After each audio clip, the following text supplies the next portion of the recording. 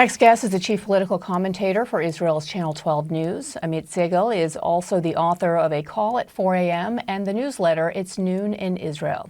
And Amit joins us now from Jerusalem. Amit, it's good to see you. So the president also revealed during that pool spray this morning, just prior to speaking with reporters, he said that he spoke with Israel, I'm assuming the prime minister, and says that he thinks this is going to be a great deal for Israel with, quote, long-term guaranteed peace.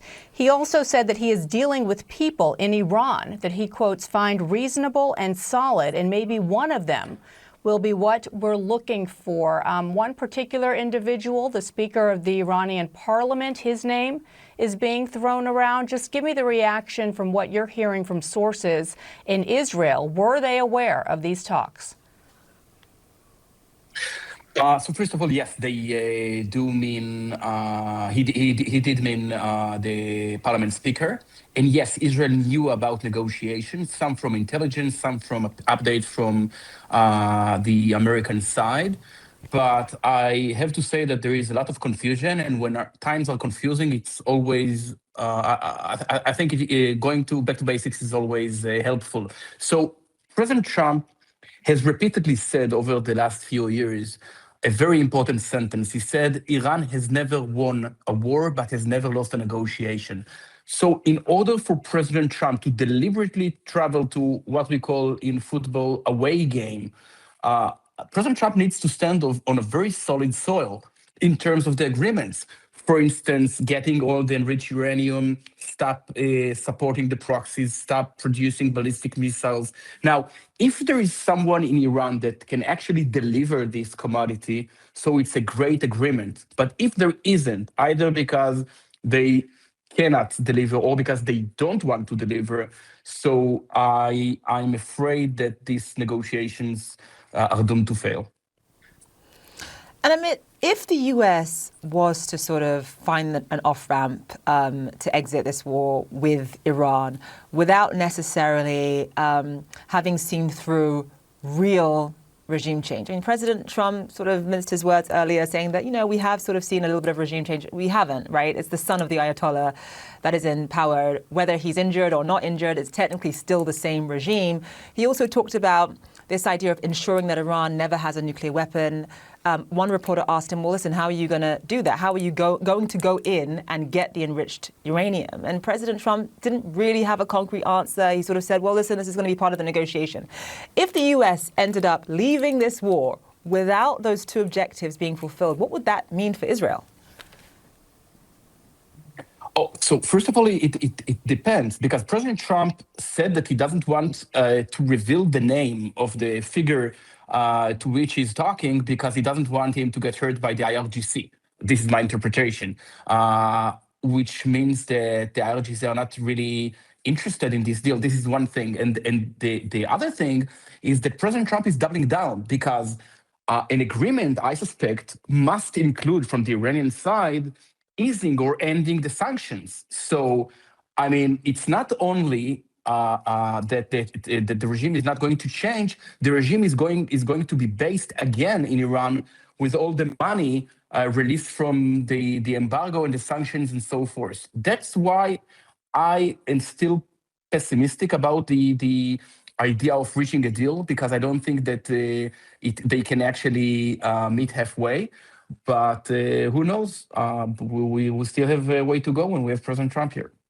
I mean, it's interesting that you view Trump not announcing who he's speaking with as concerns that he could be eliminated by the IRGC. I think a lot of people, myself included, the first thought that came to our minds was that perhaps he didn't want the IDF or Israel to take out this particular person, though I would imagine perhaps these are, at least in theory, on paper, supposed to be coordinated. I do want to ask you about the mounting question now into the fourth week of this war, about how much the United States and how much Israel, which has been focused on a potential war with Iran for decades now, was prepared not only tactically but strategically for the day after and really understanding the hold that the IRGC and the Iranian leadership as a whole has on the country. Let's play sound from over the weekend from Danny Citronovitz, who is the head or the former head of the Iran desk at the IDF. Yes. Here's what he said to CNN.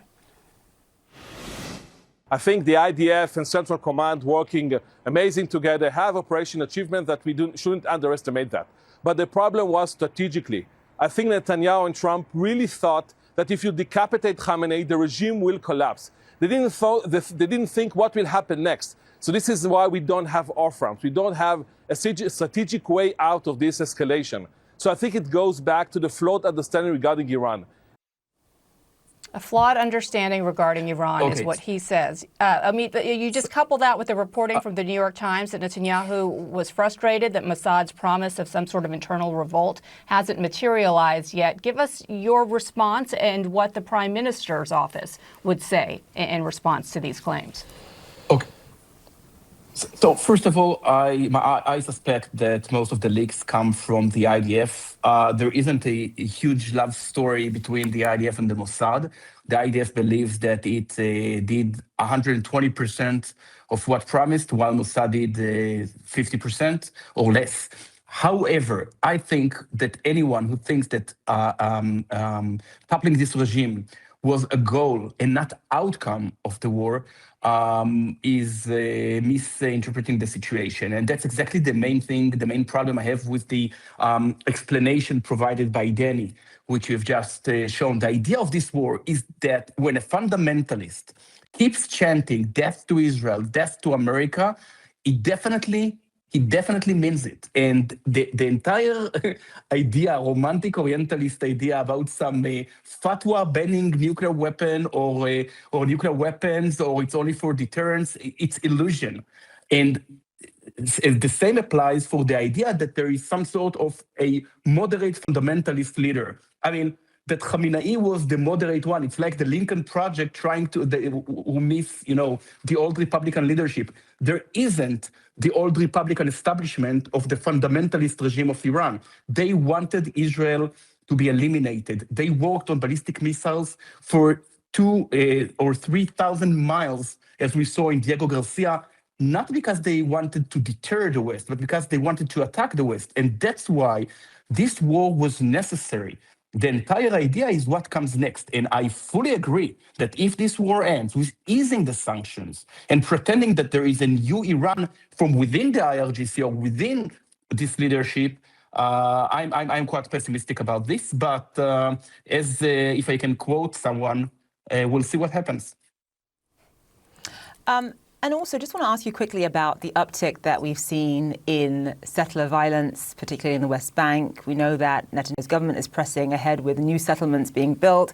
There has been so much concern, especially among the international community, about this. Is the Prime Minister turning a blind eye to this in order to keep his coalition, his right-wing coalition, intact? What's been the reaction from Netanyahu's government?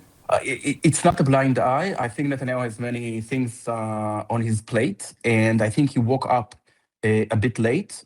He has held 2 emergency meetings in the last week, which was quite a hectic one. So I think he's taking it quite seriously. I have to say, yes, there is an increase in extreme settlers' violence. However, still statistically, it's way more dangerous to be a Jew in Judea and Samaria, the West Bank, rather than a Palestinian. It doesn't mean that the IDF and the Shin Bet and the entire Israeli government shouldn't put way more effort in order to stop this ugly, immoral, and dangerous phenomenon. Yeah, as Zane said, it's not just getting international pickup, it's getting a lot of condemnation internally with Israelis as well, who are quite alarmed at the spike in violence. Amit Segel, thank you.